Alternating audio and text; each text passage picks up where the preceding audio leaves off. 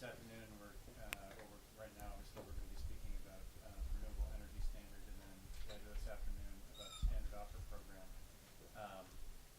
For folks in the room who know a lot about these areas of state policy, I hope they're really bored. One of the reasons that, as chair of the committee, I was interested in having these discussions over the next couple of hours is because relatively new issue areas for me. And so, and with 6 new members of the committee, including the chair, frankly, I wanted to elevate the level of understanding of these 2 issues or 2 areas of policy in state government, just so as we, kind of work our way through some of these policy areas in coming months and even years, there's better understanding. So with that by way of background, thank you for joining us and helping us raise our game. Great, thank you. Yeah. And to the extent anybody ever has any questions, you can just reach me on state email. So thanks for the invitation. All right, for the record, this is Ed McNamara. I'm the planning director for the Department of Public Service. I'll just be doing an overview of the renewable energy sector.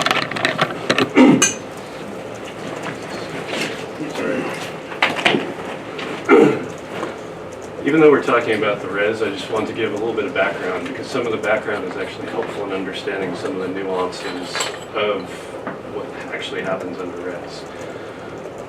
Most significantly, 2005, what was called the SPEED program, Sustainably Priced Energy Enterprise Development. Under this program, utilities were required to enter into long-term contracts with renewable facilities. Long-term, typically 10 to 20 years, depending on the facility, stably priced, instead of floating with the wholesale market, either a fixed price per megawatt hour or some kind of bounds around the volatile, relatively volatile wholesale market price. I'm bringing this up because we actually have a fair number of facilities in the state.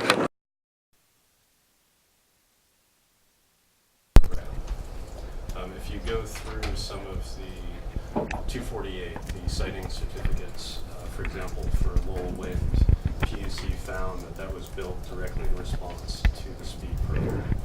We apologize. Coventry, I think, was right around the same time. Might have been a little before. It started operating in 2005, so it was in the works. Okay. Also, several long-term contracts that some of the utilities entered into. For example, Granite Reliable Wind Project in New Hampshire, that was directly as a result of the SPEED program. Moortown landfills, a fair number of projects that were built under this 2005 program. Very important distinction though, there is no retirement of RECs. So utilities could not claim the renewability associated with those projects. And I'll get into RECs in just a little bit. Standard offer program, you'll be hearing about it later from Mr. Marin. I'll just actually skim right by. Again, there's no requirement that RECs be retired associated with that program. Net metering, the initial program was actually, I apologize, I forget this is showing up there too. Original program I think started in 1998, 1999. Not a lot of interest in net metering until solar PV costs started coming down. The very early net metering projects were all actually wind, a relatively small scale wind. 2008, group net metering, which was before restricted only to farms, came into effect. And the overall cap went from 1% to 2%, which at the time was considered a pretty big jump.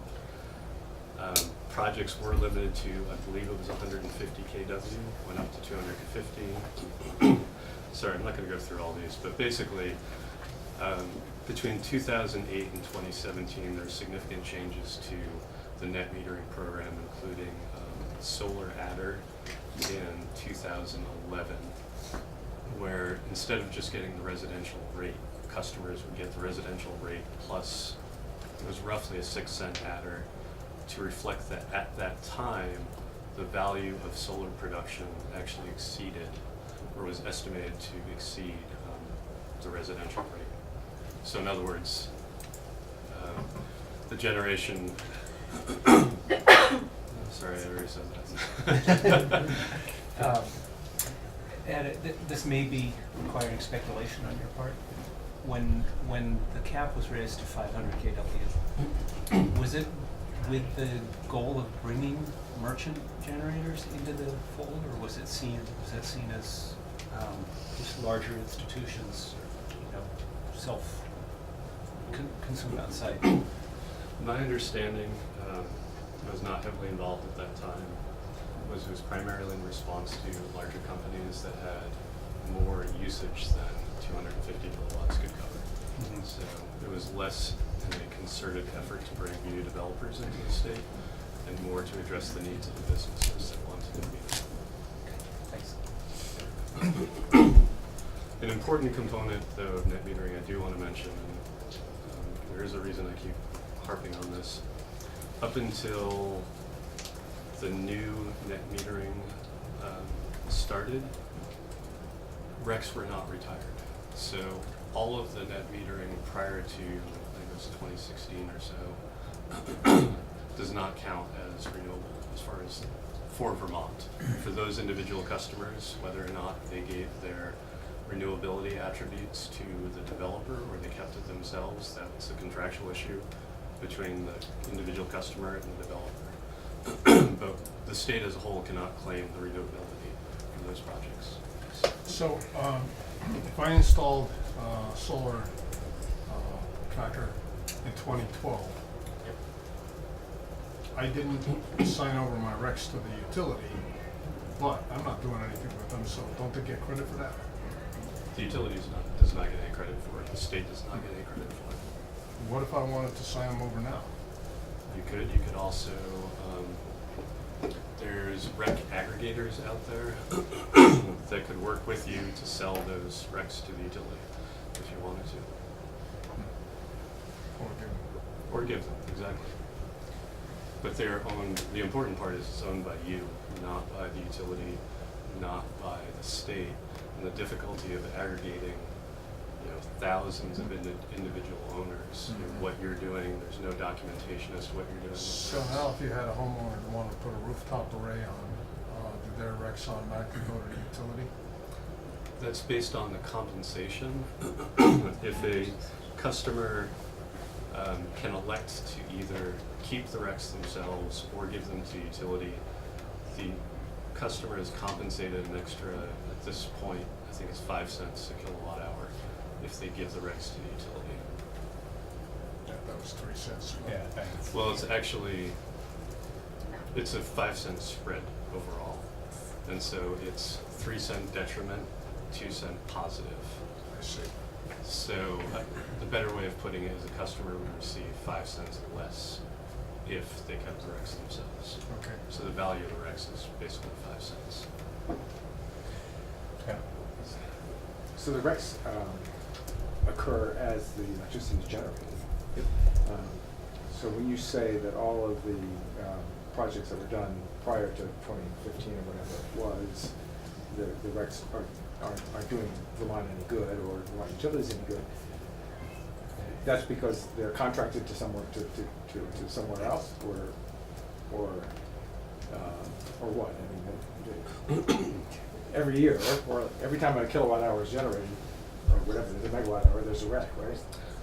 The RECs actually have to be designated, and I'll get into this a little bit later, but At what there's time? something called a generator information system that's run New England-wide basis, and that keeps track of every generator and how many, basically what year it was built, this technology type. And you can go into that system and essentially have RECs minted, is the term that's used. If, for example, Representative Yantachka had his project, he paid for it entirely, did not give the RECs to the developer as part of the transaction. There's not really any RECs associated because they haven't been put into this new pool system and minted. So I apologize that I didn't use fewer precise words. Well, I mean, I just don't, I'm still trying to understand how the system works. So, when you say they're minted, that sounds like the capacity, the generation capacity of a project is determined at the time of the project, and that generation capacity in Rex is put somewhere at that time, and it's forever there. Is that what I'm is that what I'm understanding, or? Yep. I'll just use a more concrete example outside the net metering, which is a little bit easier. Let's say 50 megawatt wind project. It is directly metered by ISO New England, the grid operator. So there's an independent third party who knows exactly every megawatt hour that's generated. So that wind developer will actually go to NEPOOL GIS, the Generator Information System. NEPOOL is the New England Power Pool administrator of the system. And we'll say, I've got a wind project that's interconnecting in 2019, and it is eligible for Vermont Tier 1 RECs, Connecticut Class 1 RECs, Massachusetts Class 1 RECs, whatever that is. NEPOOL GIS then tracks through the metering. Here's how many RECs that utility actually, or sorry, the developer has, the wind project owner has, because they see how many megawatt hours were produced over the course of the year. And so they can say, So okay. it's based on production. It's based on production. 1 REC equals 1 megawatt hour. But it's based on production every time it's produced. Yes. No, not, so RECs keep getting produced, keep getting Constantly. created when Yep. when a megawatt hour is produced. Yes, there's a quarterly accounting though. I mean, it's not like there's real-time accounting of exactly how many RECs for each project. You have metering of the number of megawatt hours, but to say that we verify that you have X number of RECs, that takes place on a quarterly basis. Okay, but all this generation that was created before the RECs were dealt with in Vermont, those are all continuing to generate megawatt hours, which are generating RECs, but those RECs are somehow earmarked or something. They're not actually, it's not clear that they're all generating RECs because they're not all in the NEPOOL GIS system. There needs to be a link between the production and being put into the NEPOOL GIS system. Somebody needs to say, I want my generator counted in the NEPOOL GIS system. So households who put PV panels on the roof have to know to ask for that. I wonder if anybody's telling me. It's also not the most straightforward, and I assume that there's some cost involved as well. Okay. I'm afraid I still don't fully understand this, but. I apologize. Can I, Go ahead. Gosh, right. Prior, in 2005, let's say, when there was no requirement in Vermont for utilities to have a certain amount of RECs, but there was in Massachusetts and Connecticut and Rhode Island, and Washington Electric Co-op started generating RECs on a constant basis. We were selling our RECs into one of those states, and the money went to reduce. I understand that, but you keep generating RECs. That's right. Every time the wind blows or whatever, you're generating another REC. So what happens with those RECs? So, I'm sorry. It's accounted for quarterly, but we would have an estimate for how much we're going to generate, and we'd sign a contract with the buyer. Contract. Yeah. So all of the RECs from, I'm sorry to keep on doing this, but I'm just trying to get it straight. All of the RECs from before, whenever, 2015, are contracted for. That's the reason why I can't count. For the larger facilities, yes. The issue is Or they're not registered. Exactly, and that's the important distinction. Just because you're generating and somebody, for example, Green Mountain Power or WEC knows how many megawatt hours they're getting from a resource, it doesn't mean anybody has actually registered that resource in NEPOOL GIS, which is then on a quarterly basis accounting and saying X number of RECs associated with the metering. And just one last thing, is there any way of knowing, do we have any idea how many RECs or how much renewable generation is not registered? It would take a fair amount of digging, but yeah, we can figure that out. And guess would be 10%, 20%, 50%. I'm not able to take a look at this right now. It would just be Something. yeah. Also, another aspect too is that some of those residences, some residents might have actually. I know when I looked at a net metering system, the developer, if I leased the system, the developer kept the recs. If I bought it outright, I got the recs. So for a fair number of folks, and it's going to depend on the individual developer,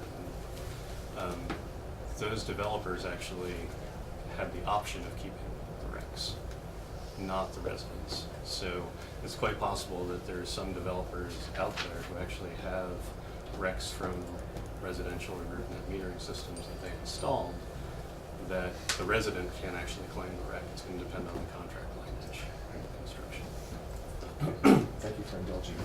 No, I apologize. This is not. Apologize for not getting it more clear. All right, so renewable energy standard. Enacted in 2015, compliance was starting January 1st, 2017. And for this presentation, I broke it up into two primary components, tiers 1 and 2. And this requires retirement of renewable energy credits. These two tiers basically say a certain amount of your kilowatt hour sales has to come from renewable energy, and the renewable energy has to be demonstrated through retirement of renewable energy credits. Vermont was the last state in the Northeast to implement something similar. Most other states had done this about 10, 15 more years ago. Tier 3 is very different. It's the energy transformation standard. That requires utilities to work with customers and reduce fossil fuel use of those customers. Alternatively, they can also retire Tier 2 RECs to demonstrate compliance. Some of the eligible measures, essentially electrification technologies such as cold climate heat pumps, electric vehicles, custom projects. This has been the most bang for the buck for utilities, especially VEC, Vermont Electric Co-op, and Green Mountain Power. There's a fair number of sawmills and sugaring operations that just ran on diesel generators. And so that would use thousands of gallons of diesel each year. So simply expanding the distribution line to those customers that they can put in motors that can take the place of the diesel generators. We're saving thousands of gallons of diesel fuel every year thanks to some of those efforts. Weatherization, Washington Electric Co-op in particular is doing a fair amount of weatherization as well. And as I mentioned, a utility can use a REC from the Tier 2 eligible REC and retire that to comply with the Tier 3 requirements.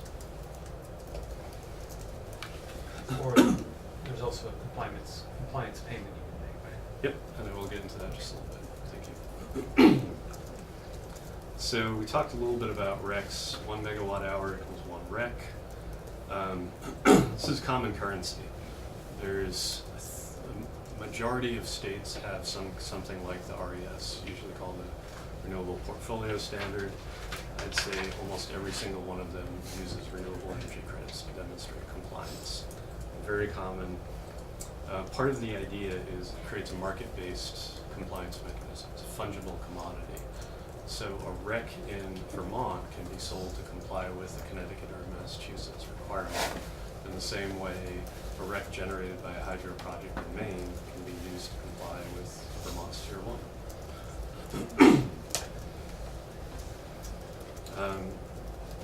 One of the main concerns is there's no double counting. That's why we have the NEPOOL GIS. There's one entity that says you have a REC or you don't.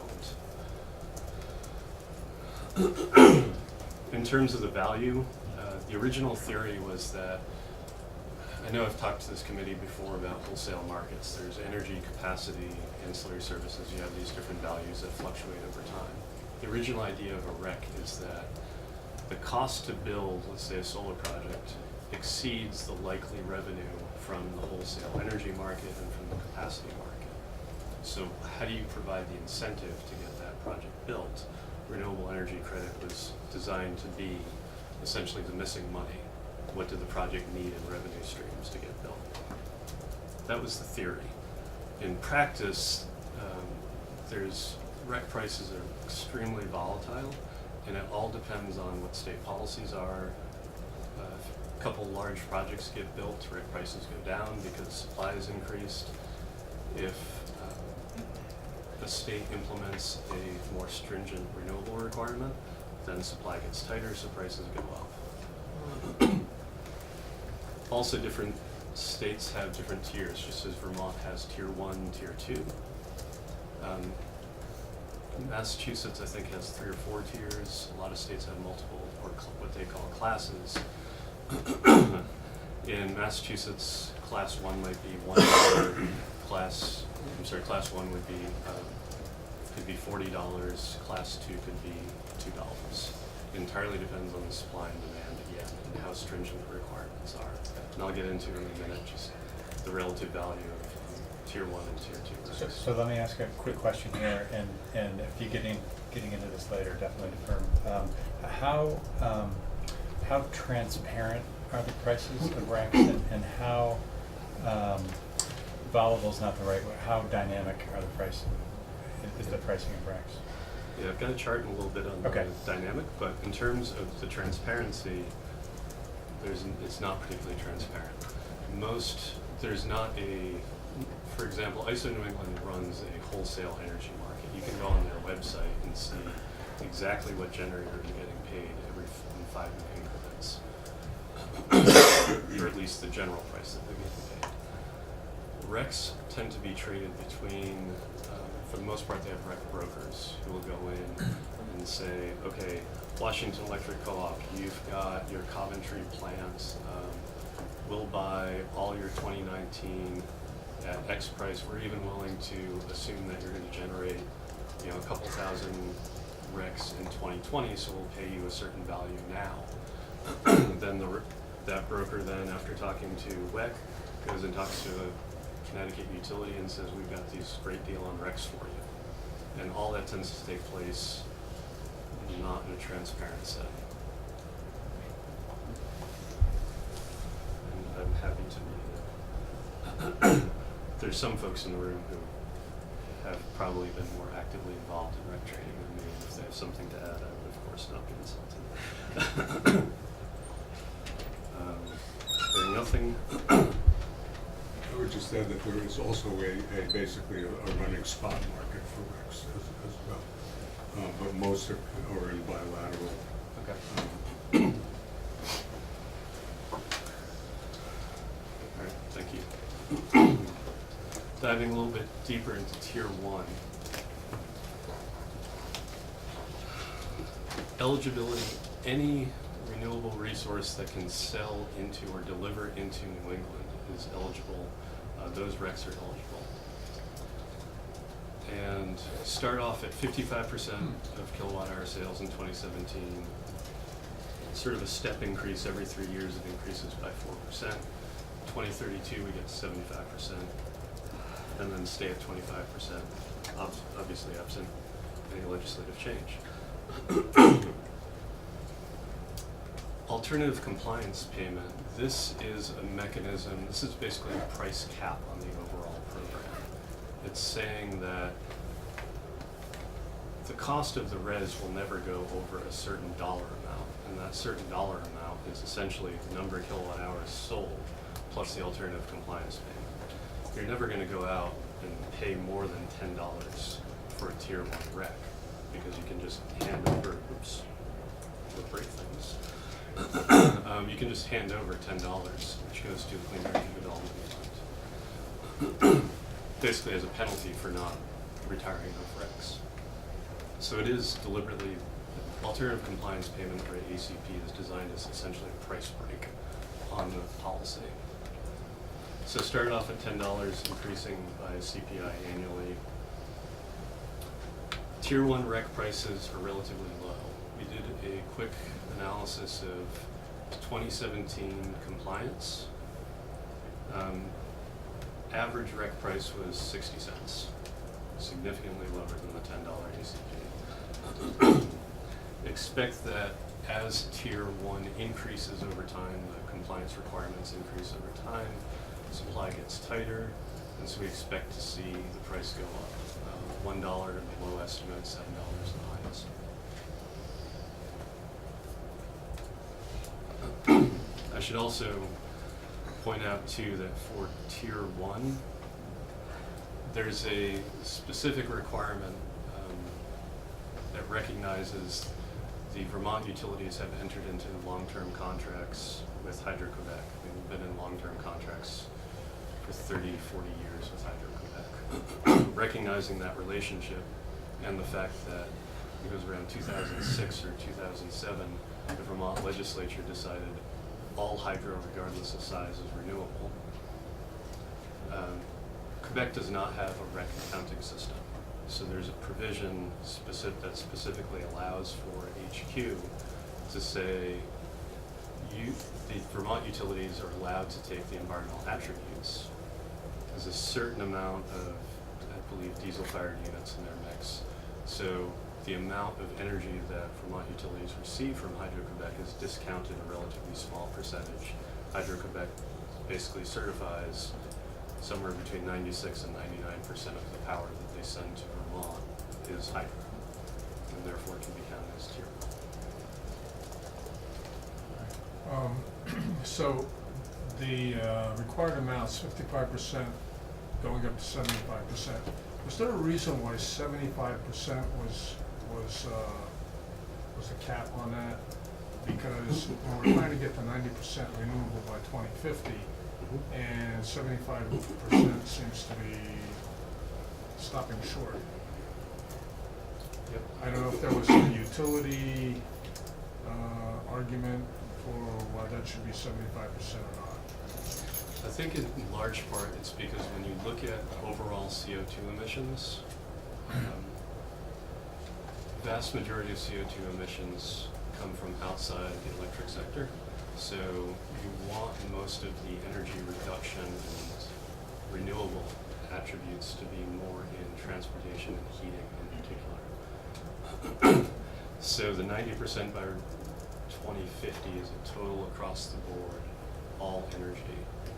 And I was not present during the discussions about why 75 versus 90 or anything else, but it's essentially saying that as you reduce energy usage by switching, for example, from inefficient internal combustion vehicles to electric vehicles, you're reducing the total energy required in Vermont, first off, and you're making it renewable as well. So the emphasis was much more on those two sectors, and also recognition that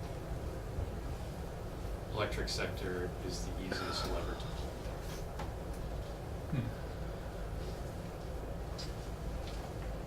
One last question on the Hydro-Quebec power. So the purchasing utility gets to claim a REC for 95% or whatever it is of the power that they purchase from Hydro-Quebec. Is that correct? They get to claim the environmental attribute because Quebec does not have a REC accounting system. It's an environmental attribute instead of a REC. I don't actually, 8005, the statute that enables RES, does not actually say, I don't believe it says renewable energy credit. I think it talks in at least some areas about environmental attributes. But I'd have to go back and look. But are those, I've been doing this for 16 years and I still feel the same way sometimes. So the environmental attributes might not be RECs, and they might not be fungible. I guess that's the case. In theory, I would say Hydro-Quebec are fungible. There's no other state in New England currently that assigns a value to those attributes, though. So in theory, they're fungible. In practice, I don't think nobody's going to Do they pay. do the Vermont utilities any good as far as meeting their renewable energy standard? Right? Yes, those environmental attributes are counted towards the 55% material. Yeah. So to the degree that they don't have to retain other environmental Right. attributes, So they can. that frees up those other ones that are fungible. Right. Mhm. Right. Okay. Thank you. So tier 2, eligibility here is much more limited. Resources have to be connected to a distribution or subtransmission line in Vermont, has to be commissioned, in other words constructed and sending power to the grid after June 30th, 2015, and has to be 5 megawatts or less. Part of the reason for the 5 megawatts that wasn't completely pulled out of the air, anything 5 megawatts or greater has to participate in the ISO New England market. There's Let's participate in what? ISO New England wholesale markets. There's a couple of reasons for that, but that'll get us down in the weeds pretty quick. Suffice to say there's more value if they do not participate in the ISO New England markets for customers. We start off at 1% of kilowatt hour sales in 2017 until you get to 10% in 2032 and continuing that thereafter. This is not additive, so in other words, we didn't need to do 56% in 2017. 1% is a carve out, so it had to be 54% tier 1, 1% tier 2. Alternative compliance payment is much higher. In part, it's a recognition that it's a more limited resource. You can't just buy a rec from Maine, you can't just get the environmental attribute from Quebec. So $60, that was roughly the value at the time of the alternative compliance payment for class 1 resources in Connecticut and Massachusetts. Essentially how that number came about. And the average price was about $25.74. That actually ranged pretty significantly. For some resources, it was in the $7 range. For net metering, for some resources, it was $60. Because that was the net metering compensation. That's the value of the rec from net metering at that time. And going forward, we expect the average price somewhere between $12 and $36. It's again going to depend on supply and demand. What happens if a large amount of offshore wind is built, which is one of the things that's potentially we're going to see in the next couple of years. Some of these offshore wind are producing gigawatt hours a year, just massive amounts of renewable energy. We expect that will actually drive rec prices down a fair amount. At tier 1 and tier 2 recs, they're all traded in the same market, they just have different values based on their production. Yep. Again, it's primarily through bilateral contracts. For the most part, the utility, especially for some of the tier 1 resources, tends to have what's called a bundled contract. So they're buying energy, capacity, and recs all for $1 amount. So that's why it's sometimes hard to tease out what's the rec price versus the overall bundled price. But why would, I mean, tier 2 is a Vermont construct. So someone in Connecticut buying recs, they don't care whether they're coming from small wind in Vermont or mega wind in Massachusetts. They're just looking for recs at the lowest price, right? Yep.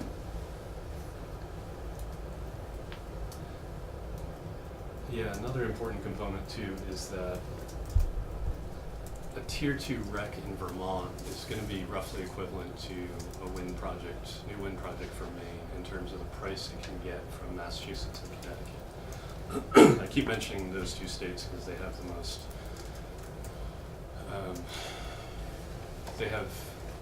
stringent sort of renewable requirements. Prices tend to be much higher than Connecticut and Massachusetts recs. So also, to the extent that projects were built under the speed regime, say Kingdom Community, Sheffield, both those projects were built in part in recognition of speed. Neither one are eligible for tier 2 because they're over 5 megawatts in size. The recs are getting, you can get $25 roughly for these recs. You only need to pay 60 cents for tier 1. The utility, we expect the utility to actually sell the recs from those wind projects to Massachusetts or Connecticut, take that value and thereby reduce the overall cost to ratepayers. So the New England rec market is actually important. What Mass and Connecticut are paying is important in part because of this, the fact that we're actually selling excess RECs. Even tier 2, it's actually pretty hard to say, here's how many megawatt hours we're actually going to sell to our customers, so here's how many RECs we need.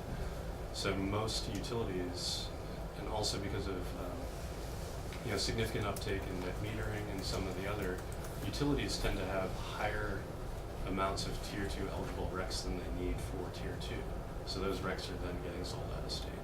So that's why the other states' REC markets are important to keep in mind. This is just a graphical, excuse me, my voice just stopped there. Just a representation of the tiers 1 and 2, the requirements.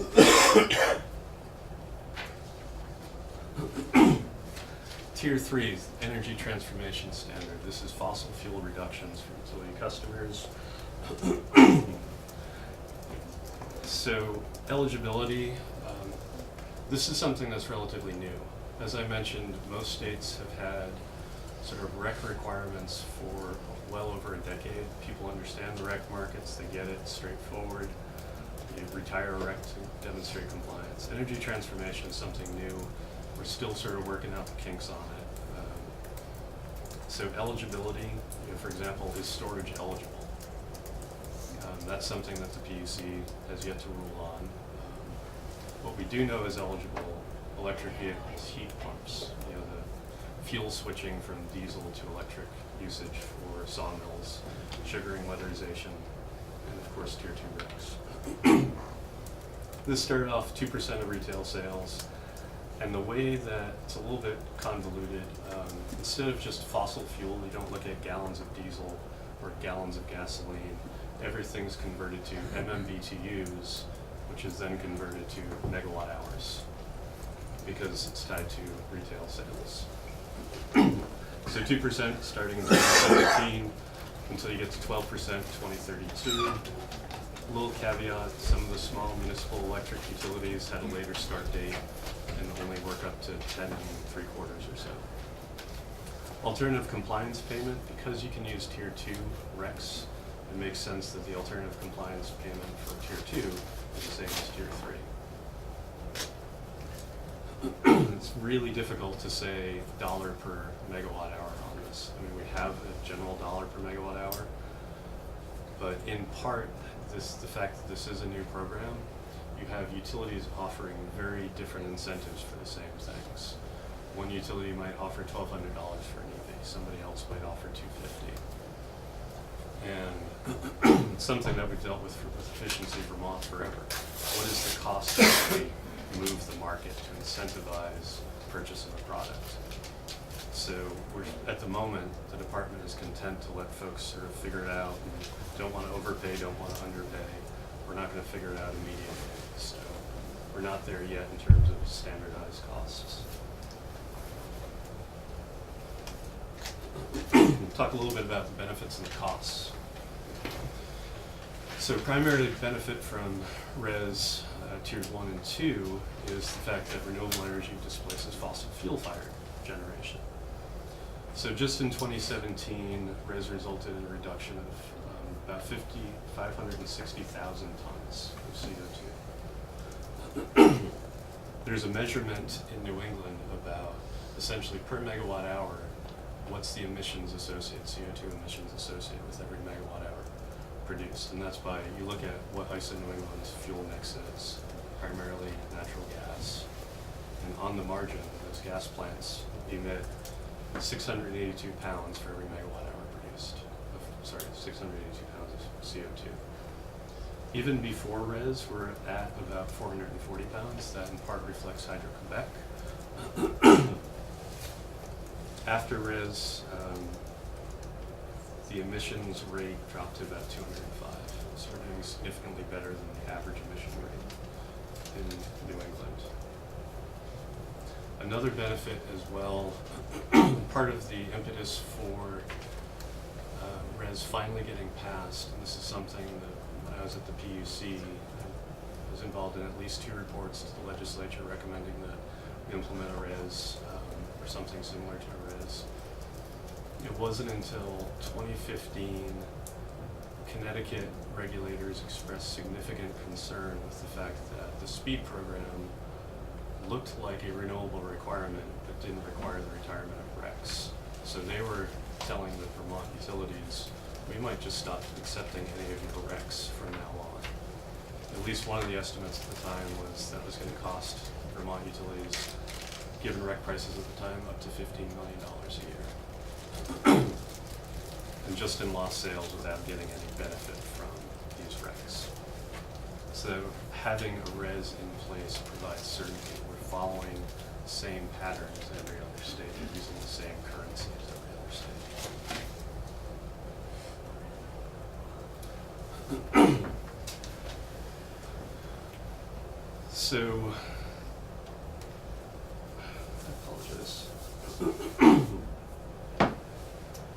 Oh, I'm sorry. Overall compliance costs for res tiers 1 and 2, $3.3 million. That reflected, I showed earlier, 60 cents per rec for tier 1, 3.3 million recs required roughly for tier 1, almost 50,000 recs for tier 2, average price 25, almost $26 a rec. We also calculated, so that's the compliance cost for 3.3 million. We calculated what would happen if the rec market was so tight that we're trading at the alternative compliance payment. Potential cost could have been 36 million. So we're actually on the low end of the sort of top acceptable cost. And this gets to your question earlier about rec price volatility. This shows just in the last 7 years, recs for trading actually slightly above $60, crashed. There was something in 2017, a brief spike. I honestly don't know why that happened, and then dropped again. So overall, rec prices have been declining. So, And- may I just Please. make sure I have this, and that's because we have more renewable energy coming online. Exactly. The fact that there's a low rec price actually says that we're succeeding. We're putting out a lot of renewable energy. So all the programs are doing what they're meant to do. Also, I think it's Actually, excuse me. Can I follow up on that Sure. question? Okay, so those are Vermont stats up there? I'm sorry, these are actually Massachusetts Class 1, which would be roughly equivalent to Tier 2 Vermont recs. Okay. Roughly equivalent to what? Vermont's Tier 2 recs. Tier 2. And, okay. Great. Another, Go ahead, please. just another aspect of why rec prices are declining too is the cost of producing renewable energy has declined. When you think about solar costs have declined significantly just in the last 4 years. So the rec price that's sort of needed to get them over the line to being an economic project or not is lower overall. So just more projects are getting built at more economic rates. Yeah. Go ahead, Robin. Actually, I'm not sure if this is the appropriate place for this question, but looking for clarification between renewable energy generation, consumption, and carbon-free, and how that fits into portfolios and mandates. Yep. For res tiers 1 and 2, nuclear has no impact whatsoever. It's not factored in any way. I'll touch on it in tier 3 and how it's used in a calculation. At no point is nuclear ever considered renewable. Okay. So, but you'll get to this tier 3 part. Okay. So, Ed, I just want to bookmark something. With only about 15 minutes to go, I don't want to spend actually any time on this, but I want to bookmark it as a question because I'm intellectually interested in it, and maybe there's even a policy implication as well. A question I have is as to whether or not, the pricing on RECs and, the movement in the last, let's say, 4 years, what the factors are that go into that, and what does that actually reflect? And would we be better served by a rec market that actually had less volatility? And predictability may be the wrong word I'm looking for, but maybe moved in a smaller range, and there are supply and demand dynamics that would play into, and maybe having policy implications that we'd be interested in if those prices were more predictable and maybe moved in a smaller range. For example, if we required more renewable energy in our portfolio, as we were talking about some of the supply demand dynamics that actually move these prices. So it's something I'd like to explore a little further, just from a market mechanism as to how this stuff works. Happy to come in again and talk specifically. It's much more than the 15 minutes we have left. Yeah. But it's an interesting question. Yeah. One quick thing though is that we are part of a regional market, and so we need to respect the fact that a rec is a rec. It's sort of like if Vermont said, you know what, we got our own currency now. Yeah. We're not using that green paper that other people are using. Right. Like at a certain point, there's value to using the same currency, same language. Yeah. That said, there's no inherent barriers to putting collars on price volatility. That was actually helpful. I was thinking in Vermont context, but Yep. Thanks for bringing me back to that. So turning to Tier 3, as I mentioned, there's a conversion to megawatt hours. So somewhere, I wasn't able to dig it out this morning, but somewhere there is essentially MMBTU savings. Different utilities reported slightly differently. Some said, however many thousands of gallons of diesel oil, some said MMBTU. In part, it also depends on what measures are being implemented is the easiest unit to measure. Everything eventually had to be converted to megawatt hours per the statute. The carbon reductions, 6,720 tons. This is 2017. If you put in an EV, there's an assumption that that EV is actually going to last. I can't remember the value, how many years is assumed the EV is going to last. So it's a certain number of tons. So if for example, this was all EVs, all that CO2 reduction was EVs, and let's say average was 10 years, you would actually have just programs today that incentivize those EVs is going to produce over the lifetime 67,200 tons. So important to remember first year versus lifetime savings associated with all the measures. And this is very similar to the way Efficiency Vermont, if you put in an LED bulb, you have first year versus lifetime savings. So if you claim lifetime savings in the first year, to meet your goal, then you start over again, start the clean slate the second year. Exactly.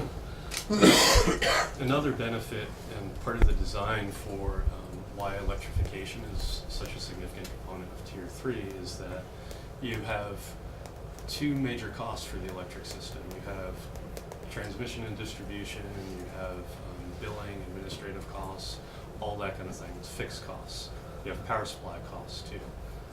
Depends on the utility, roughly 50-50, depends on the utility. Fixed costs, T&D, admin versus power supply. If you increase the number of kilowatt hours sold, you're actually spreading those fixed costs over greater units. So you reduce the price per unit. So you actually get a reduction impact associated with kilowatt hour sales. An important caveat though is that if you add lots of EVs, everybody comes home at 6 o'clock in the wintertime, plugs in their EV, cranks up their heat pump, you're going to get significant spikes in peak load. You'll have to upgrade the distribution system. Those have costs. So what we're assuming is that you can manage those loads properly so you're not increasing peak and infrastructure costs. It's a very big assumption. And I've seen some reports that just sort of explain that away and just like, oh, that's not a problem. It actually can be a significant issue going forward. So that's where battery storage could come in to even things out, right? Yep, absolutely. GNP also has actually a couple of utilities now have direct control, so you plug in your EV and you get a lower rate because you're telling the utility, you can start charging me at midnight or 1 o'clock in the morning as long as I have, X percentage in the pack or something like that. So there's different ways of doing it. Storage is definitely an option. So, when Green Mountain Power does something like that, do they get Tier 3 credit for that? Is that part of the Tier 3? it is. The incentivizing the electric vehicle through, for example, low-cost charging is one Or method. Tesla Powerwalls or something like that?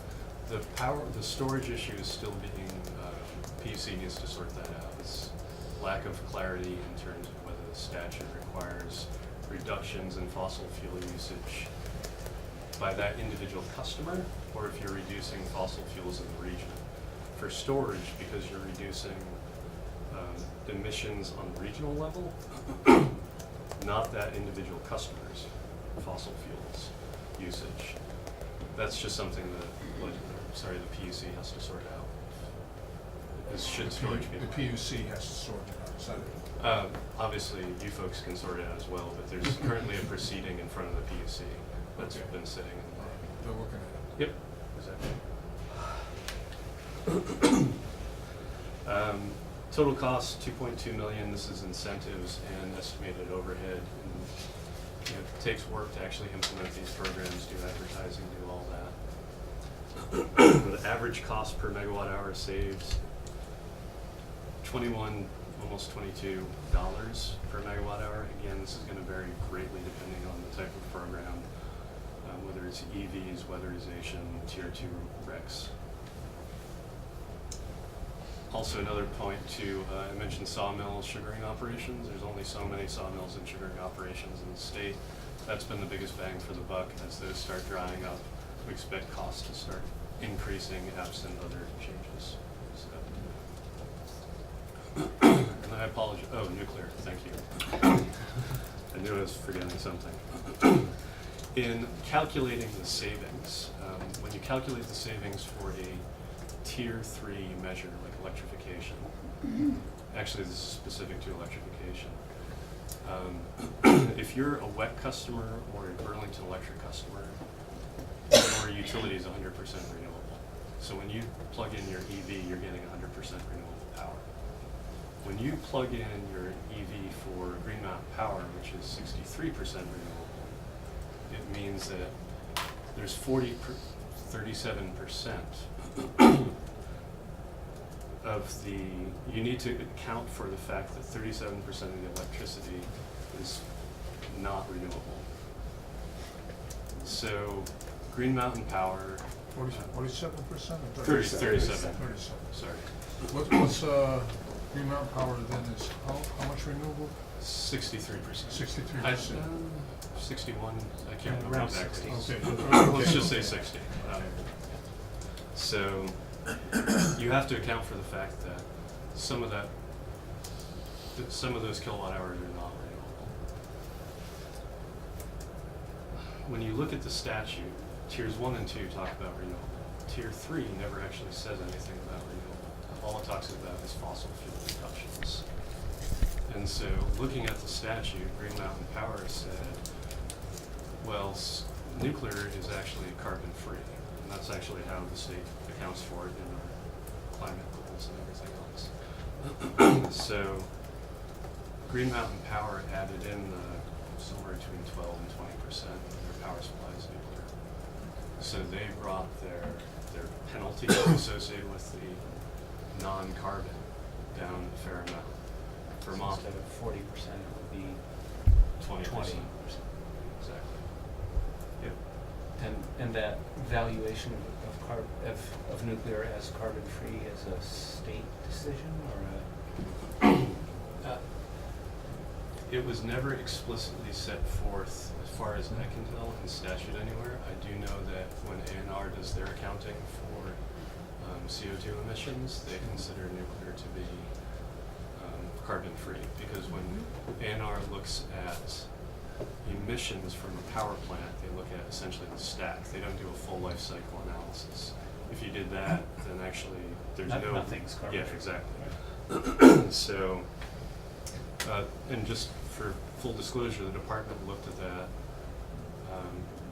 or Vermont Electric Co-op said, wait a minute, we actually have a fair amount of nuclear power as well. So they submitted a correction to the PUC saying, can you essentially count for us the same way? The department looked at the statute, and reading through the statute and seeing that under Tier 3 only talks about fossil fuel, does not talk about renewable. We said, this is actually a very reasonable reading of the statute. PUC, you should make a decision, and that way if the legislature doesn't like it, you guys can change it. So it was never explicit one way or the other whether nuclear should be included or not.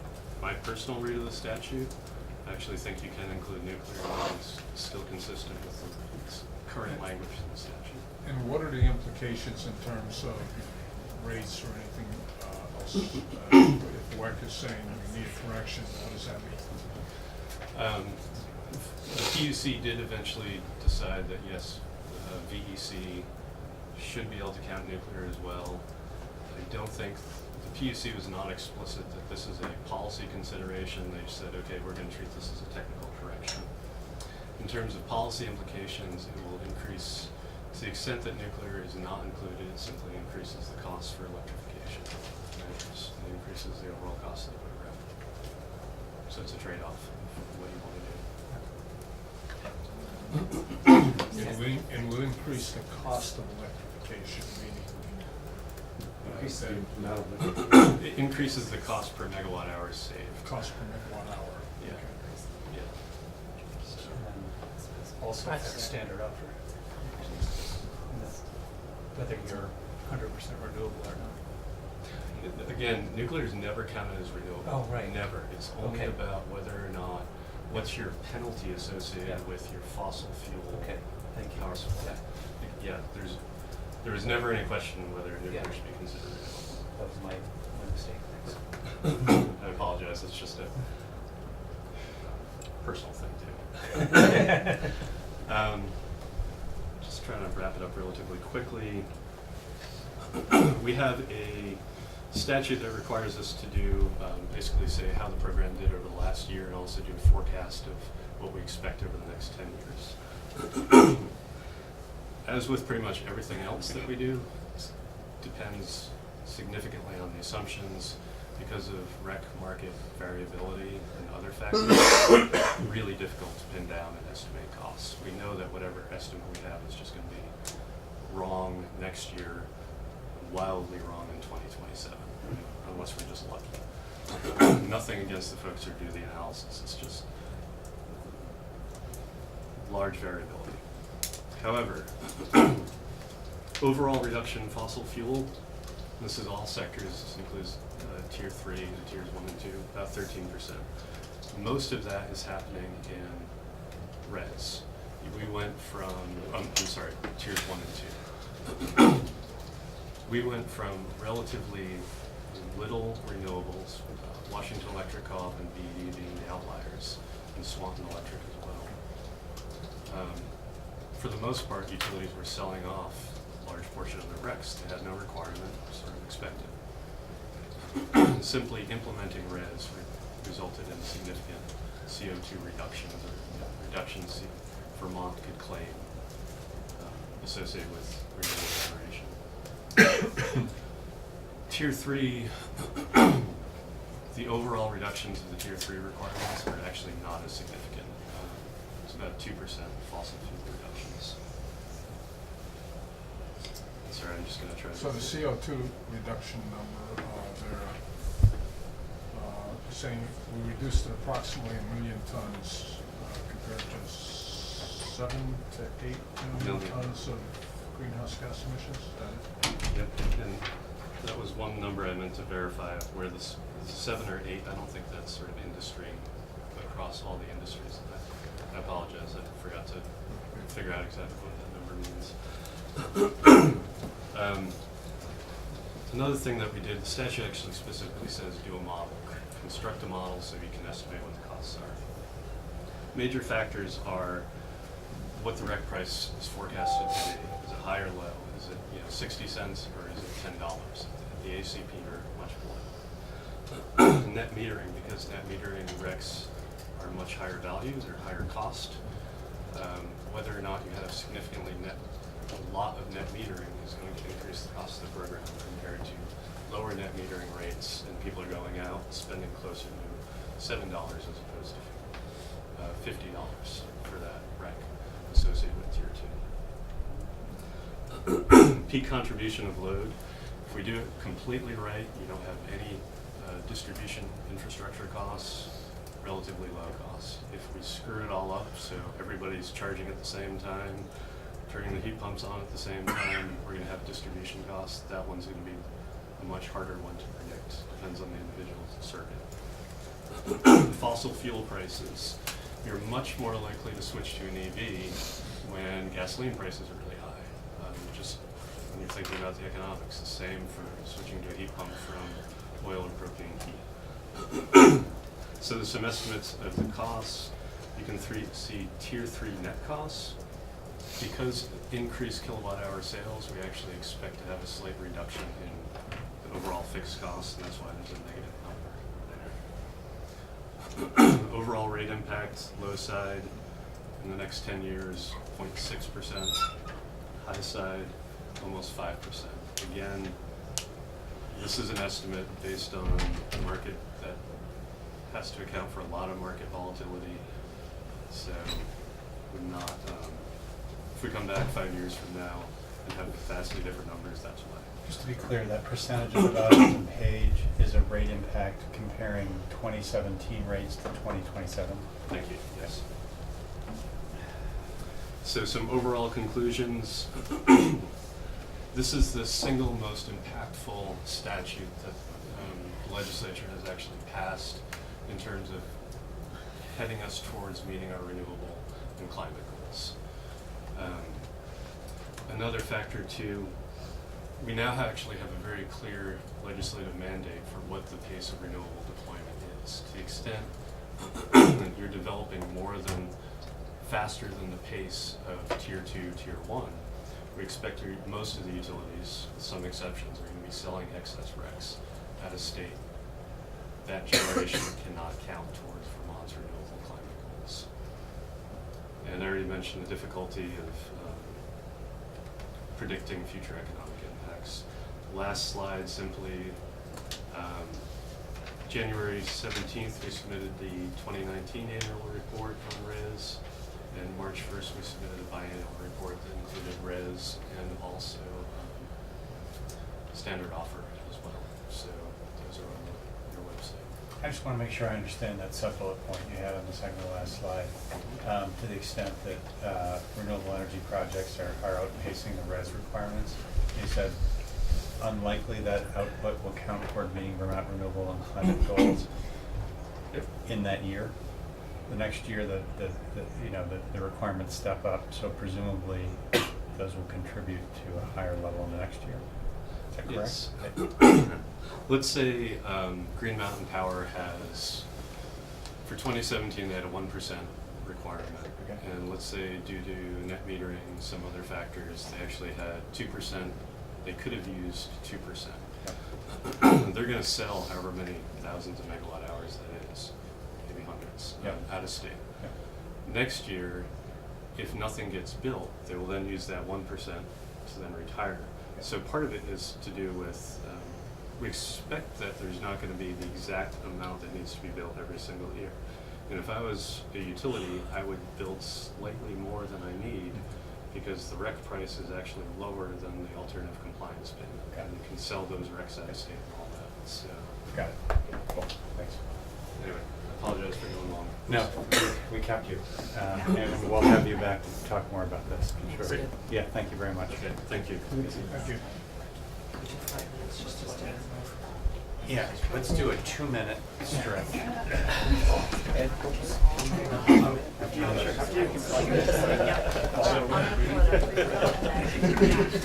Technology. I was like, I've been sitting here watching it, and I'm just like, I don't know.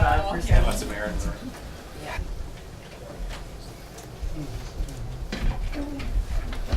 Thanks for joining us. Thank you. Yeah, and I given a little introduction before our last discussion. I don't know if you were here, but you know, my goal in having these discussions this afternoon is to kind of, you know, to elevate the level of understanding from the chair's perspective, but as well as, you know, for other new members of the committee. So appreciate you coming in and talking about standard offer. It's just very helpful to me in terms of the context of other policy issues we're dealing with. So please. Good afternoon. My name is Jake Marin. I'm a staff attorney at the Vermont Public Utility Commission. I also serve as a hearing officer there. I've developed a presentation to you today about two of Vermont's renewable energy programs, net metering and standard offer. I'm going to start with the standard offer program and talk about that the most, but I also did understand that the committee would like to hear a little bit about net metering, Sure. so I came prepared. To put these two topics in context of Mr. McNamara's presentation, these are two of the mechanisms that Vermont utilities might use to help meet their Tier 2 RES requirements. So you have standard offer and net metering. There are also utility-owned projects, so utility could build renewable energy, and you could also have bilateral contracts with merchant generators or privately owned generation facilities. But today I'm focusing just on two of the options, the standard offer and the net metering. And so for standard offer, I think this committee should just have one word in mind, which is contracts.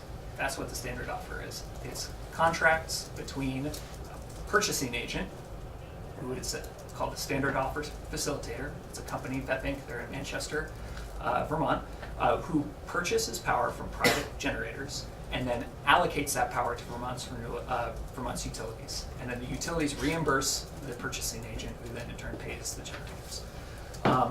So there are, where to begin? There are lots of criteria for projects that participate in the standard offer program. The most important one is that a project can't be more than 2.2 megawatts, so that limits the size. If you're talking about a solar project, think about 10 acres. That's how big. If you could also have a wind turbine, a large wind turbine, so one industrial-sized wind turbine would be 2.2 megawatts. Or you could also have smaller technologies could participate, such as small wind turbines up to 100 kilowatts, or smaller solar facilities, or also methane digesters and landfills and things like that, landfill methane plants. So only renewable energy, though, in the standard offer program. We don't have any fossil fuel or nuclear plants participate in the standard offer. There is also a limit on the amount of capacity that can participate in the program. It's 127.5 megawatts, and as I'll describe a little bit more in detail, it's getting doled out year after year until 2022, or 2023, excuse me. So it's sort of a paced rollout, and that pace was set by the legislature in the statute, and I'll describe that process a little bit more. So here's a summary of the technologies that can participate. One of the goals of the program is a technological diversity. So there are these different categories of eligible technologies, and the commission is supposed to try to allocate capacity within the program to all of these eligible technologies. The bulk of the program, though, is occupied by solar, particularly 2.2 megawatt solar projects, and the reason for that is they're the most price competitive. They are the lowest cost source. Just a quick question on that. In terms of the 2.2 megawatt limit, my clarifying question is, if there is a 3.5 megawatt project built, does that mean that 2.2 of the production can be used, or nope, that project's too big and so production from that facility can't be used in the program? I don't think you can do that. I do recall that under some other programs, and like the net metering program, there was a provision where you could allocate capacity to different sources or different financial arrangements. But I believe to be an eligible plant, you have to be no larger than 2.2 megawatts. So if I had Okay. one plant Yeah. and it was bigger than 2.2 megawatts, No you good. can't participate. Got it. Okay, thank you. So here's just a summary of some of the major terms of these standard contracts. The prices that are in the contracts, for most technologies, the price is set by competitive bidding. So the bulk of the program is solar projects at this point, and they are currently bidding between 8 and 11 cents in the last request for proposals, which is the process we use to select eligible plants, and that's a very competitive price for energy capacity and renewable energy certificates. The term of the contract is a 25-year term, so it's a fixed price for that 25 years. As I said, it's administered by the statewide purchasing agent, so that's where the bulk of the sort of the day-to-day operation of the program is. The facilitator is reading the meters of those plants, so finding out how much power they produced, then billing the utilities, collecting the money, transmitting the money to the producers, and then also registering these assets with ISO New England and the NEPL GIS for purposes of qualifying for renewable energy certificates, and then allocating those renewable energy certificates to the Vermont utilities, who can use those renewable energy certificates to meet their Tier 2 res requirements. So all of the costs that the purchasing agent or the statewide, the standard offer facilitator accumulates, those are then distributed to the Vermont utilities on pro rata share, meaning the biggest utility, GMP, they pay about 80% of the program's cost because they're about 80% of the state's load. So small utilities pay for a small portion of the output, GMP pays for most of it. And again, as I said, these contracts are for three main products for these projects: energy capacity and renewable energy certificates. If you have any questions about what that means or anything I've said, feel free to interrupt. The next two slides are just some history, and I don't want to bore you with just telling you what the legislature did 10 years ago. But the purpose of including this is to let you know that the program has changed considerably over time. You may hear people describing, standard offer contracts that are 24 or 30 cents and are very expensive. That's true. That's how they were when they started, because the legislature set the price based on, at that time, what they thought the cost of building a plant was. Subsequently, in 2012, we moved to this competitive pricing scheme, which is done through a request for proposals and bidding. So if you hear things about the standard offer program that maybe don't necessarily jive with what I'm saying here, it may just be because that's how the program used to be 10 years ago, but it's not now. Go ahead, Scott. So the 24 to 30 cents per kilowatt hour, that was also set for a 25-year period? Yes. So those are some of the more high-cost resources in the program and also in the utilities portfolios. And, again, I think that demonstrates how much the price of technology has changed in the last 10 years. When you hear people describe that the cost of solar has decreased 75% or more over a certain time period, that's reflected. Again, 10 years ago, panels were expensive. It cost more to develop these projects. Less so now. So, yes, sir. Are you going to talk? Are you planning to cover sort of the why and why the carve-outs, the different? Why the carve-outs? I think the reasoning was to foster a technological diversity of renewable energy industries in Vermont. It's been a challenge for the commission to implement that. However, while solar has decreased significantly in cost, other technologies maybe haven't as experienced as much savings or reduction in cost. So, other technologies are less competitive in the bidding process and haven't been able to win contracts on a competitive basis. In recent years, the commission has created actual carve-outs in the RFP saying, well, competitive, a competition maybe for 4 megawatts of capacity, and we're going to set aside 2 megawatts just for wind. And that, allowed technologies that weren't maybe as cost competitive to participate, but obviously that comes at a cost. But that was what the statute asks the commission to do, which is to allocate program capacity to all of these technologies, not just the least cost technology. Right. So the concept at the start was to support emerging technologies, Mm-hmm. and as a result, we are tied into some high-cost solar and things like that. But things like farm methane digesters, which may not be. I do have a slide about farm digesters, so we can, if we move, it'll be right after this one. I'll really quickly explain the market-based mechanism. This is how we set the price for the vast majority of our capacity in the program. Every year we issue a request for proposals. It says how many megawatts we're looking for. By statute, the next 3 years it's 10 megawatts a year. So that's how much energy we're looking for. We explain which technologies we want. We explain what information we'd like to receive in the bid. We've struggled in the early parts of the program getting enough information to demonstrate that the projects were viable. So sometimes we were getting speculative bids that would win because it was a really low number, but it turned out it wasn't a realistic project. So we've tried to create requests for proposals that actually specify enough detail that you get real projects that are likely to be commissioned.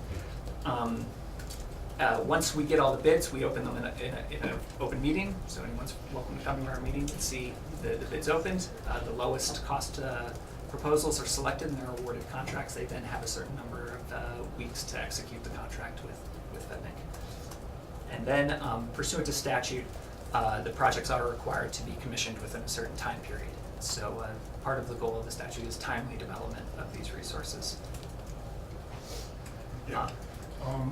So the allocation by technology, if you've got 10 megawatts available to be bid on in a given year, and you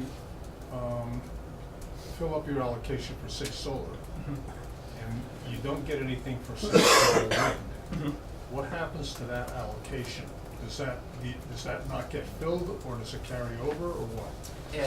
I believe that it gets rolled over to the next year.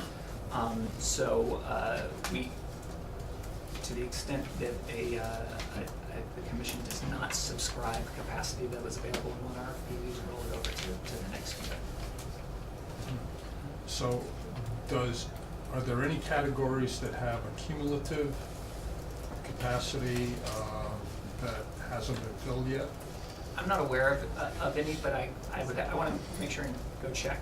The category that might be most likely to be in that situation at this point would be small wind.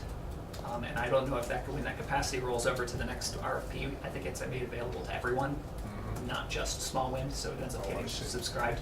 But I'll make sure that that's not the case. I'd have to ask the standard offer facilitator to give a definite answer for you.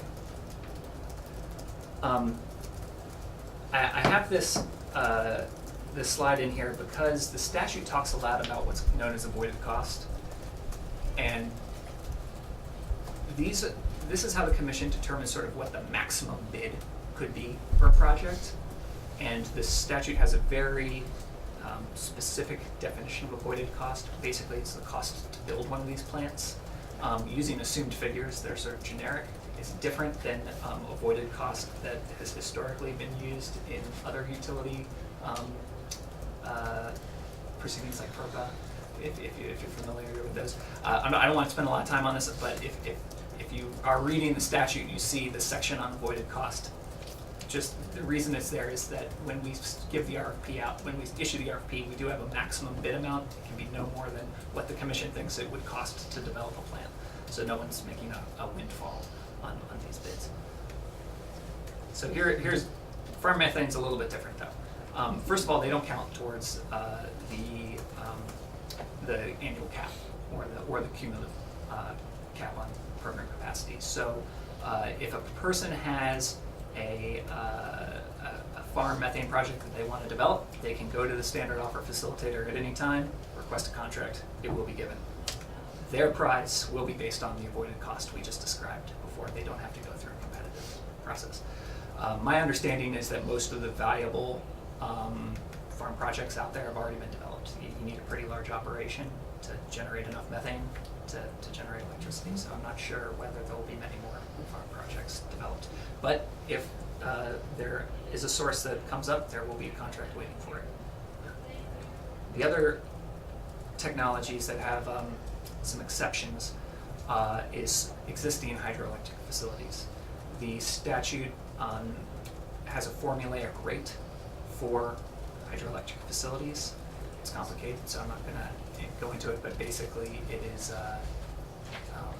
the market price of power in the region plus a few other small things like avoided line losses and things like that. We have not seen many small hydro plants take this rate. The other exception to the rule is the Reigate power station in Reigate, Vermont. It's a large biomass plant, much larger than 2.2 megawatts. I think it's about 34 megawatts actually. And however, the standard offer program is required to have a 10-year contract with Reigate to support that plant. So that's sort of a unique feature of our program. This is just a sort of a general summary of what the Commission has seen in the program in the last 10 years, is that the RFP has really reduced the price. Compare that, those 30 and 24-cent contracts that we were issuing 10 years ago to the roughly 10-cent projects we're issuing now. It has lowered prices. The trade-off with that is that there has been more project attrition. I think as you lower the price, there are, I guess, thinner margins for these projects, and so if anything in the development process goes wrong, you run into a permitting issue, or if there's litigation or things like that, you can run a risk of losing that project because it's when you have lower costs, you may have lower margins. So, again, the allocation to non-solar technology has been challenging. There's less interest in developing some of those technologies at this point, and so the bulk of this program is being used to develop solar technology. And then the last sort of observation that the Commission would offer is that this program does entail a fair amount of administrative oversight and work on the behalf of its staff and the Commission. And so we've been trying to take steps to streamline it, make it more sort of self-perpetuating and not require the administration that it has. But I think anytime you have the state taking the responsibility for contracting on behalf of the utilities, you've added this administrative function that didn't exist before, and it does take resources. I think that's my last slide. Oh, this is my last slide. Okay. Yes. One other topic is that the legislature asked the Commission to prepare a report about the topic of exemptions. The statute currently allows utilities that have 100% renewable resources in their portfolio to be exempt from the program.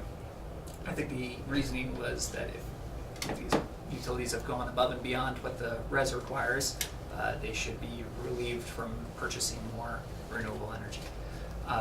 The issue that has arisen is that at least 3 utilities have availed themselves of that exemption, and as more utilities increase their renewable portfolios, if they can qualify for the exemption, the costs of the program fall on a smaller and smaller pool of ratepayers, which can increase costs, and that includes those 30 and 24-cent contracts that we entered into in 2009 that are going to go for 25 years, and so it can be a challenge, especially for smaller utilities, I think, to absorb the extra costs. So the Commission has prepared a report for the legislature. We did recommend discontinuing the exemption in order to prevent additional concentration of the program costs on a smaller and smaller pool of ratepayers. Are there any questions about that? So this was going to be one of my questions, but is there any kind of standard offer just running in perpetuity? Is there any kind of renewal So built into the statute? So there is it doesn't go in perpetuity. The program is limited to 127.5 megawatts of projects, and there was a pace that the legislature set to issuing those, and we're in the sort of the final phase of it. We're going to be issuing 10 megawatts of contracts roughly over the next 3 years, and then after that, we'll have subscribed the entire 127.5 megawatts. At that point, sort of the Commission's administration of the RFP process and those things will cease, but the purchasing agent, I believe, will still have to go on metering these projects because they're going to be running for 25 years, Right. And doing the allocations and the billing, and then at the end of that, once all the contracts have finally met their end, that will be really the end of the program. And is there any, I know that the new RFP proposal with bidding Mhm. is in response to some of the initial high-price contracts. Has there been an examination, evaluation of doing shorter contracts? The term of the contracts is specified by statute. I think there are, in certain circumstances, places where there's flexibility in terms of the producers may have options between a 10-year or a 25-year contract. But I'm not sure whether that affects the price or not. Again, the statute definitely gives the solar producers the right to a 25-year contract, so the commission doesn't have the ability to decrease the duration of those contracts. Yeah, does the standard offer program help to reduce the cost per kilowatt hour? It's a reverse auction bid. Basically, you're taking the bids of the projects that are lowest in price. Does that result in lower project costs or lower kilowatt hour costs than, certainly lower than net metering? Yes. But other bilateral contracts, things like that. I think that question would probably be best directed to the utilities, just because the answer to your question depends on compared to what. And each company has different what's. They have contracts with different producers with different terms, and so it'd probably be a little overbroad of me to just generalize saying that they are more or less expensive than other sources. I guess what I was leading up to is right now there's 127.5 megawatt limit on the standard offer program. Would it be worthwhile to increase that? I'm sorry. Go ahead. The commission did consider whether to make any recommendations about extending or in the alternative sunsetting this program sooner. We heard from various utilities and from the department. Some of them were, fine with the program as it is.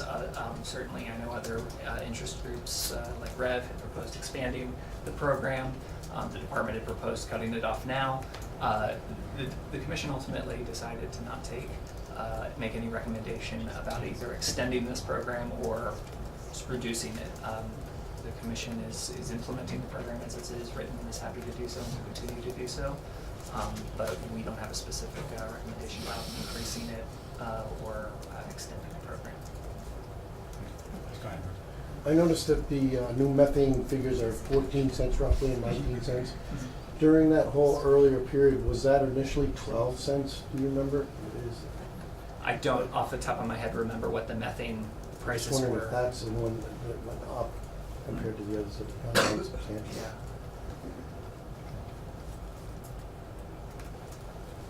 So there's also a proposal in one of the bills which I sponsored to require the exempt utilities to retire the same number of RECs equal to their sales. So in other words, they not only have to produce 100% renewable energy, but they have to retire enough RECs to meet the sales that they've got to their customers, and anything they generate beyond that can then be sold. But is that something that you have a recommendation or opinion on? In our report, we did attach draft language to the statute, and it's similar to the bill that you've put forward. We did recommend that the exempt utilities be required to retire a certain number of RECs.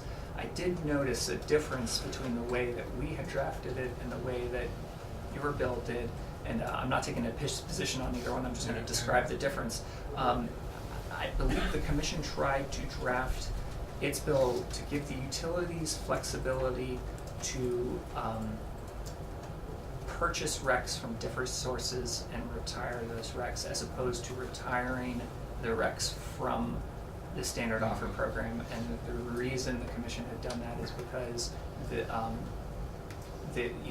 may be those RECs may have different values, and you may end up basically forcing a utility to retire a very high value asset where they could have used a lower value asset to meet the statutory compliance requirements. So, but the way that I read the bill that was put out there was a little bit more firm in that it basically, you buy the RECs Yeah, from and- the standard offer program, you retire those RECs, and so And if that's there's the a different way difference. of doing that that makes more sense, I'm certainly open to that. So that is a difference. The commission hasn't informed me whether they prefer Is one that- way or the other. Is that what that link is to? That is to our report, and the I'll language take a is look. attached to the report. Yes. All right, and I also had prepared a few slides about net metering. If the commission or the committee would like me to go over them, I can. But if you just want to hear about standard offer, I'm happy to. No, I'd be happy to. Okay. that'd be good. So if there's one word for standard offer contracts, there's a short phrase for net metering that I want you to think about, and that is a billing arrangement. Okay? This is similar in that you have a renewable energy generator somewhere, a solar facility, a wind turbine, or even a methane digester or something like that, generating power, and in general, putting it onto the distribution grid where it then goes to serve the load of the utility. The difference is, instead of having a contract between the generator and the utility or the purchasing agent who pays them for each kilowatt hour that they produce, here you have a customer who is receiving credits on their bill that offset their electric expenses in compensation for the energy that they're generating. So if you looked at a customer's bill, you would see all these various line items. Though I'm sure you're all familiar with the customer charge. At the top, that's sort of the fixed cost, that the ready-to-serve charge that's meant to recover a utility, some portion of a utility's fixed costs, operating its wires and its office and those kinds of things. Then you have a kilowatt hour charge. So each kilowatt hour that you consume, you pay 15 cents per kilowatt hour for. And then you have an efficiency charge and the electric assistance program fee and those sort of other line items on your bill. When you net meter, you'll see there's a kilowatt hour generated line on there. For each kilowatt hour that you generate, you don't have to purchase that kilowatt from the utility, so the customer saves money. Also at the bottom of this bill, you'll see that there is an extra sort of 2 lines about generation. The net metering program pays incentives above the retail rate to customers, and those incentives are credited to the bill and further reduce your bill. So the boxes in red that I've singled out there, those are charges that even if you produced a ton of energy and didn't use a lot and zeroed out your energy charges, you would still have to pay for these so-called non-bypassable charges. And the rationale behind those for the customer charge is that that's supposed to recover the utility's fixed costs, or a portion. It doesn't cover all of the utility's fixed costs usually, but it covers a portion. And whether you're net metering or not, those costs need to be paid. And then the energy efficiency charge and the electric assistance program fee, those are state policy programs to assist low-income folks or to support energy efficiency programs. And so we didn't think customers should be able to avoid those charges either. So how does this billing arrangement, what does it look like sort of from a physical perspective? What hardware is out there? What's happening? There are 2 kinds of net metering. There's individual net metering and there's group net metering. I'm going to describe them. Individual net metering is probably what most people are familiar with. This is where you have a solar panel or a wind turbine at your home generating power. So you have a generator, it creates electricity, it probably is plugged in right at your electrical entrance by your meter, it's offsetting load in your house, and any excess energy that's produced will then be exported onto the grid. It's measured by a meter, and the utility then uses that data that the meter collects to create your bill, where you've been credited for the power you've exported, and you've also been charged for the power you've consumed. Could you run by that again? Because that net metering isn't a separate kilowatt hours that goes out, and it is, okay? And then the electricity that you consume is also separate, a line item, right? Yeah. Okay. It doesn't reduce, like, if you had 1,000 kilowatt hours that you used, it doesn't reduce that kilowatt It depends on how your system is wired, Okay. but it can. I can show you an example of this. If you look at this bill here on the second line that says 741 total kilowatt hours Yeah. consumed, and then below that it says 106 total kilowatt hours generated. Okay, yeah. All right, and then I'm going to compare that to the generation box at the very bottom. It says 192 total kilowatt hour generation. Why is there a difference? I was racking my head over that for a while, and I asked GMP, why is there a difference between the two? That roughly 80, I'm not good at math. 86. Yeah, is that's the total number of kilowatt hours that were actually used in the home. So GMP never billed you for them because you never bought them, because your solar power was actually supplying power to supply your home. So frequently when you have individual net metering, there are actually two electric meters there. One measuring what power is delivered to your home and what power is net exported, and then a separate power meter that's just measuring total generation from the system. And with data from those two meters, you can reconcile that bill that that we just created. I don't know if this is an old bill. I have a solar array at home, and it's presented differently now. Oh, really? Okay. It's a little more understandable. It's a little bit clearer. I'm glad they've done that. So the other sort of arrangement that can be found under our net metering program is so-called group net metering, and this is when the solar array or the generation facility is not actually located on the customer's premise. So this could be a solar panel or a solar farm that's out in the field, just like a standard offer project. It's doing the same thing, but has a very different financial underpinning to it. The energy is generated, there's a meter measuring how much power is generated, and it gets shipped onto the electric distribution system. The company then monetizes those kilowatt hours at the rates that are set in the Commission's rules and applies them to customers' bills. So it's a much more paper transaction there. There is no, some portion of my generation actually powered my home. I see. It's all going onto the grid and all being credited to customers' bills.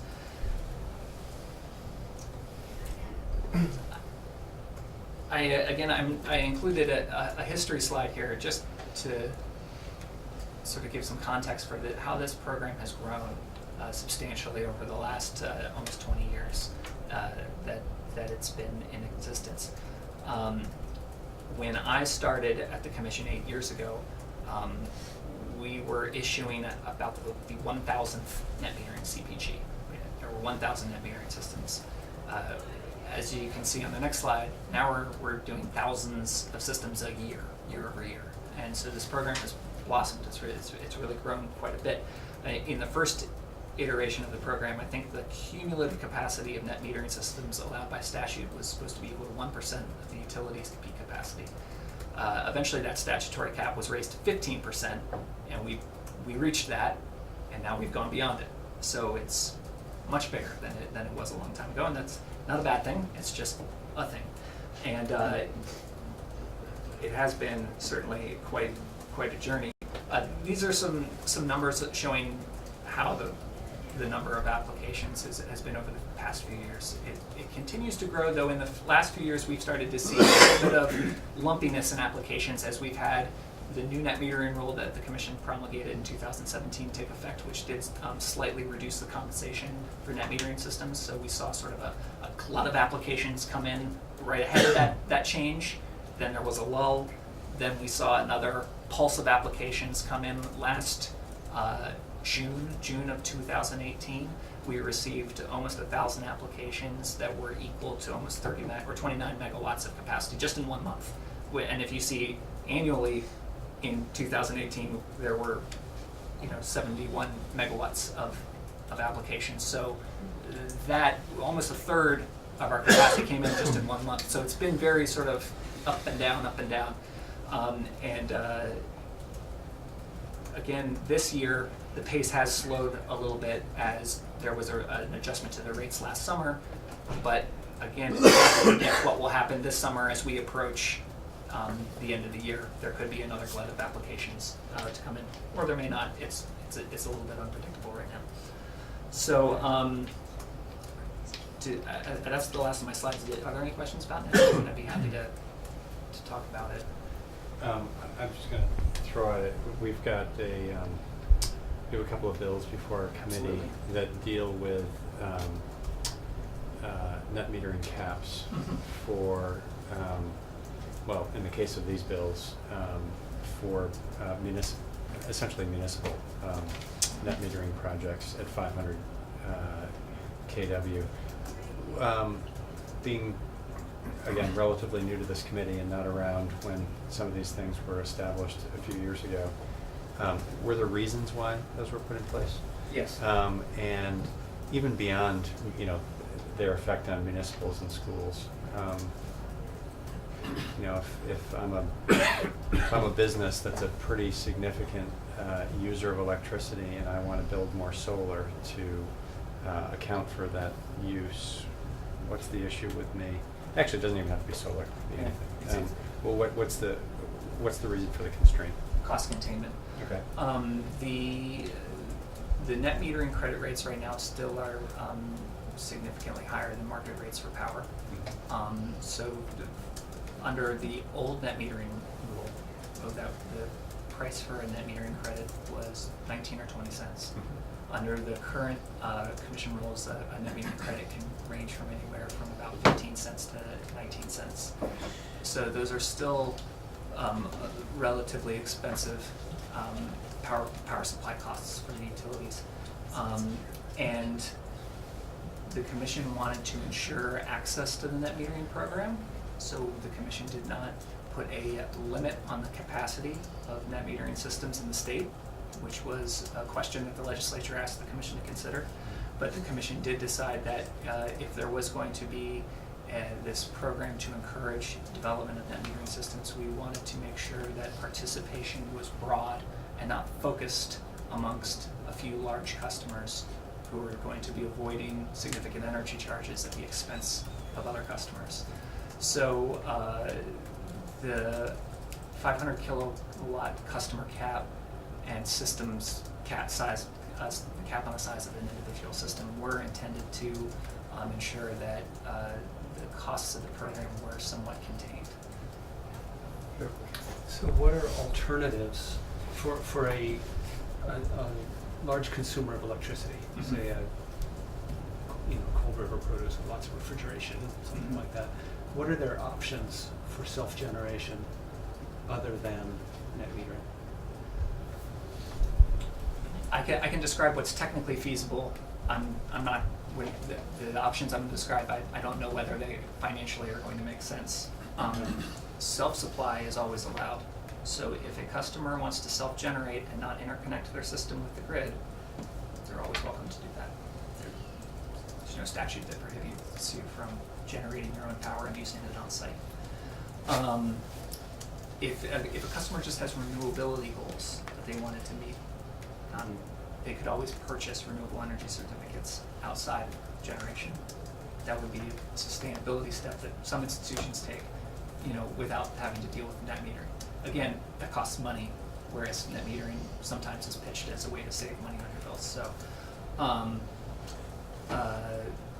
also,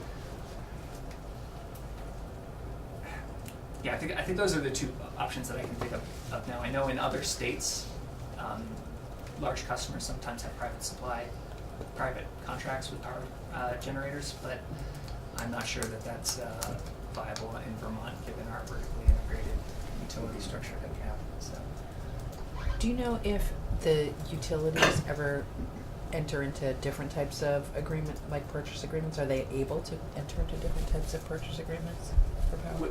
For power, yes, absolutely. They Outside of the net metering? Mm-hmm. Yes.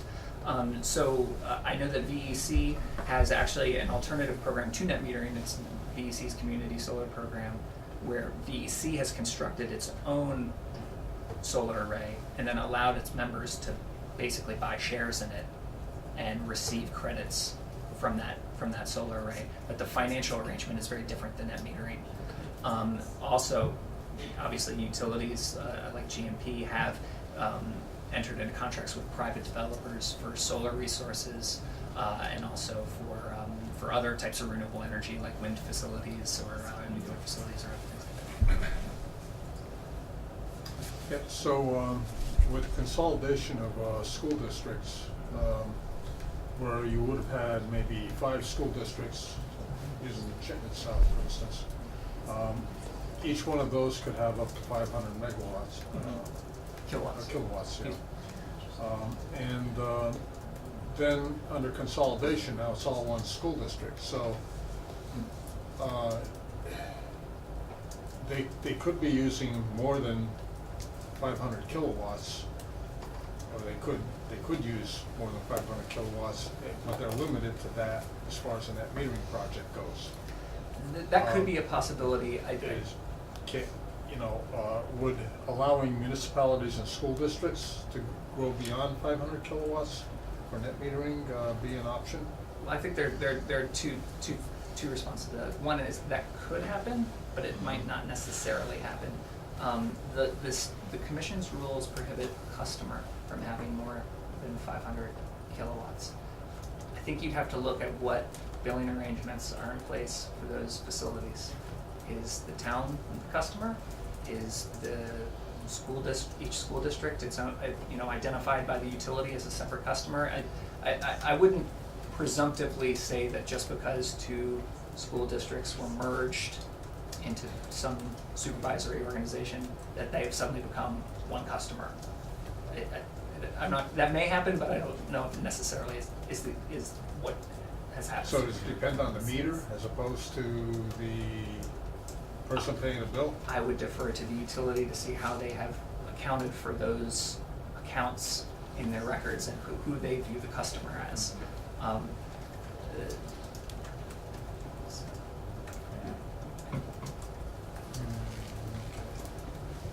I think the second response to the second part is could it be a problem? I mean, it's in the commission's rule right now, so if that. So the 500 kilowatt limit is a rule? Is a rule, that's correct. It's not in legislation? It is not in legislation, so if the legislature wants to change it, they may change it, or, the commission will be taking another look at its net metering rule. I think in the near future. We've been living with the revised rule for over a year now. There are certain administrative things we've noticed that probably need to get cleaned up, and we're going to be taking a look at that. The 500 kilowatt cap is intended as a cost containment measure. In a perfect world, if the net metering rate was not causing any cost shift to other customers, I think the commission would not see the need for a cap. Mm-hmm. But the statute asks the commission to balance lots of competing goals that are in tension, allowing access to this program, ensuring that the net metering credit reflects all of the benefits of net metering and its costs, and also considering the economic and job benefits that come with developing net metering. And so the commission had to try to balance all of those things, and as a result has been doing sort of a gradual walk down of some of these incentives, which is reducing, as we move in that path, we're reducing the cost of the program, but at the same time, you're balancing a lot of things here, and at this point, the commission still thinks that cap is appropriate given the cost of net metering.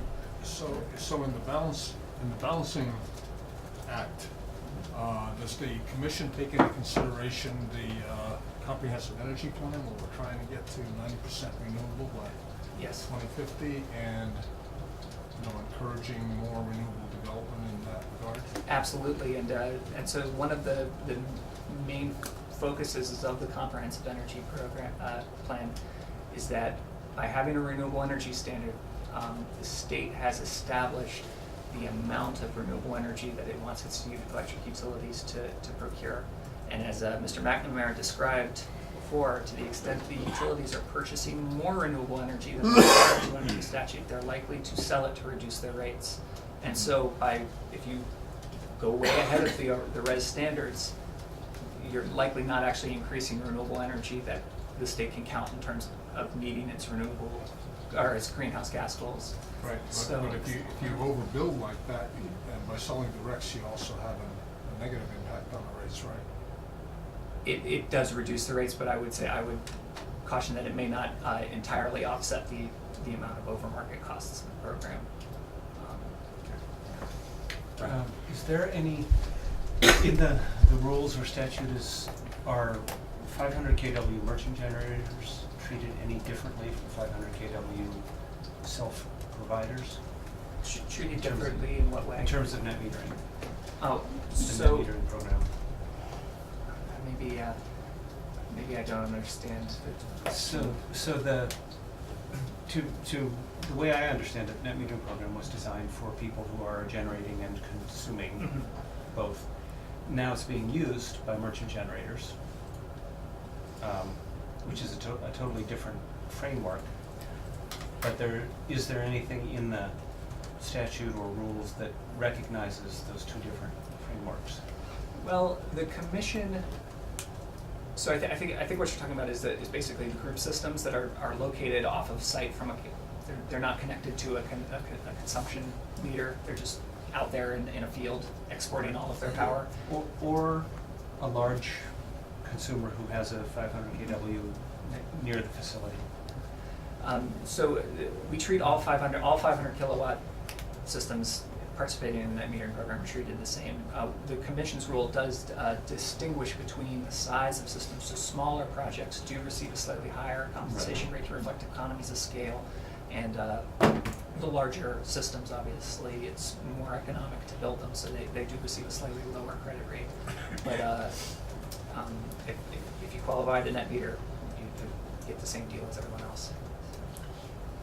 And just to follow on that, if I may, I think when we talk about merchant generators, it could also be someone who develops a 500 kilowatt project and then doesn't consume Entity A develops a 500 kilowatt project. Entity A doesn't use any of the power themselves anyway. Right. But what they do is they resell it to a number of users at a rate that is less than what they're getting for net metering, so they're making a profit. Yeah, my understanding is actually that's almost all of the group net metering systems are developed in the state. I mean, there are some where it's a large industrial user might have a 500 kilowatt system, and they're That's different from a group net metering project where a number of homeowners get together, build an array, and they all have a share of that. And my understanding is that even systems where the participating customers are a group of homeowners, there is this developer in layer in between who's actually acting in the way you just described in your first hypothetical. They're entity A. Could be. They build the system, and they find the customers, and they're the one providing the financing and all of that, and then they're reselling the credits to retail customers. So. Last question, Mark. I noticed that you mentioned in the cap a number of issues why that's there, but I didn't hear you say reliability. Is that a piece of it at all? I don't believe so. Net metering is creating issues with respect to reliability in the state, just because our grid was built in the beginning of about over 100 years ago and really intended for power to be generated at a central station and exported or delivered in one direction, and now you have this distributed generation. And so we've seen a need to upgrade a lot of portions of the grid to reflect the addition of distributed generation. But we do have a system in place to account for a lot of that. When each system applies for a certificate of public good, the utility has a period of time to evaluate the interconnection, and if there are issues, they raise them.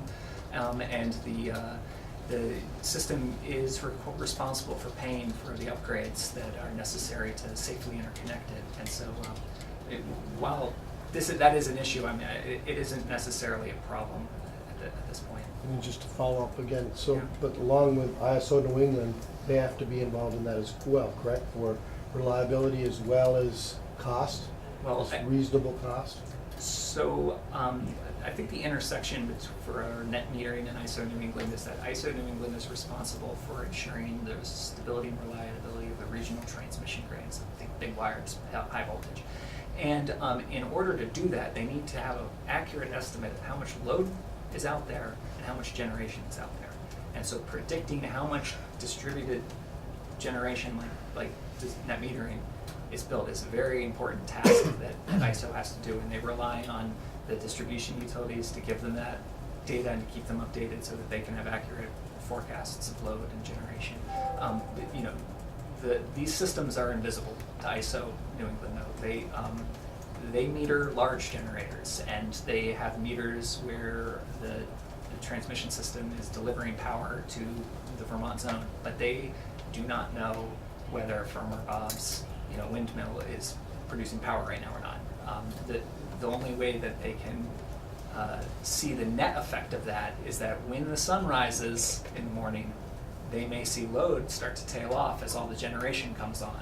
And then when the sun sets, they may see the load start to come back up as the solar powers off. That's how ISO knows it's there, but they're not actually measuring it or watching it. So, Thank you. Thank you, Jake. Appreciate it. thank you. I'll had a comment or question. I think actually, I would wonder if the board could clarify the issue about whether a merged school district is one customer or not, because I just read the rule. I'm not asking you to answer this. Yeah. I just read the rule, and accounts are by, you can have a customer that has 5 meters, one customer, or the customer could have 5 accounts. Same as a business that owns stores in 5 towns could have a separate account for each one of its stores. So the way I read it is this merged school district could have an account that said merged school district Worcester account, merged district Callis account, merged district, et cetera, and that each one of those would be subject to the cap, but there wouldn't be one cap for the whole, same 500 kW cap for all, covering all 5 towns. That's the way I read it, but it would be good to. That would be good to have clarification. Yeah. As we take up that bill, we'll get there. I said, as we take up that bill, In the we'll next get day or there. two. No, it's not gonna be in the next day or two, but we're gonna take that bill up, and Yeah. we'll get clarity on that. Yeah. So, Thank you. thanks, I'll Jake. take that back to them. Thank you. Thanks, Aubrey. We are meeting tomorrow at 9 o'clock, so see you then. All right.